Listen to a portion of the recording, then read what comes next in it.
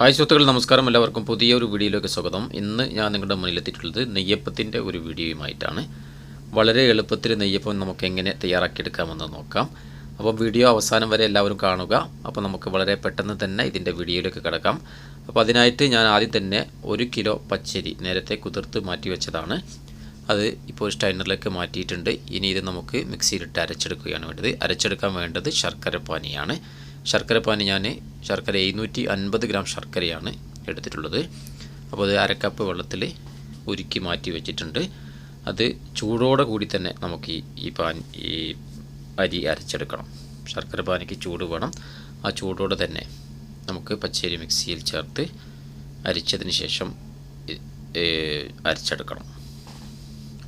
അപ്പോൾ ഇനി ഇതിലേക്ക് വേണ്ടത് ഏലക്ക, അതേപോലെ നല്ല ജീരകം. ഞാനിതിലേക്ക് 10 പീസ് ഏലക്ക ചേർത്തിട്ടുണ്ട്. 1 കിലോ അരിയാണ് എടുത്തിട്ടുള്ളത്. അതിലേക്ക് 2 ടീസ്പൂൺ നല്ല ജീരകവും. അപ്പോൾ ഇനി ഒന്ന് അരച്ചെടുക്കണം.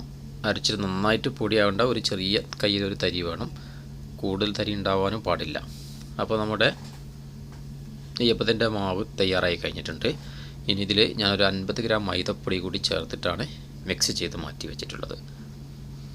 അപ്പോൾ ഇനി ഇത് മിക്സ് ചെയ്ത് മാറ്റി വെച്ച് ഒരു 6-8 മണിക്കൂറോളം കഴിഞ്ഞതിന് ശേഷമാണ് ഞാനിത് എടുത്തിട്ടുള്ളത്.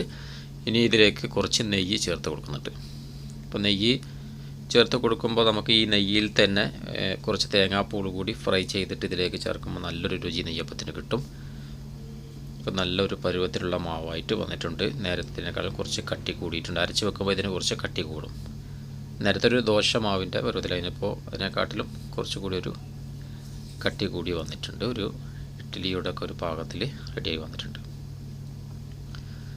അപ്പോൾ ഇനി നമുക്ക് ഇത് ഫ്രൈ ചെയ്തെടുക്കുകയാണ് വേണ്ടത്. ഇതിൽ കുറച്ച് എള്ള് ഞാൻ ചേർത്ത് കൊടുത്തിട്ടുണ്ട് ഒരു കടിക്കാൻ വേണ്ടിയിട്ട്.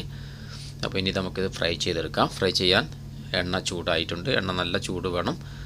ആ ചൂടിൽ തന്നെ നെയ്യപ്പം ഇതേപോലെ ഓരോ കയ്യിലായിട്ട് ഒഴിച്ച് കൊടുക്കണം. ഒഴിച്ച് കൊടുത്ത് വളരെ പെട്ടെന്ന് തന്നെ ഇത് മേലെ പൊന്തി വന്നിട്ട് നന്നായിട്ടൊന്ന് പൊള്ളി വരും. പൊന്തി വന്നിട്ടുണ്ട്. അപ്പോൾ ഈ ഒരു രീതിയിലാണ് നെയ്യപ്പം ചുട്ടെടുക്കേണ്ടത്. അപ്പോൾ നമ്മുടെ നെയ്യപ്പം സൂപ്പറായി വന്നിട്ടുണ്ട്.